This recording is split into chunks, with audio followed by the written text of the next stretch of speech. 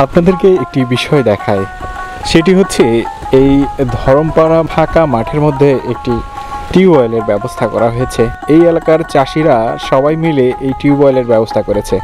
এখান থেকে বিভিন্ন মৌসুমে যখন ফসল আবাদ হয় পানি সংগ্রহ করেন খাওয়ার জন্য, পাশাপাশি বিভিন্ন ধরনের কীটনাশক মেশানোর জন্য এই টিউবওয়েলের পানি ব্যবহার করা হয়।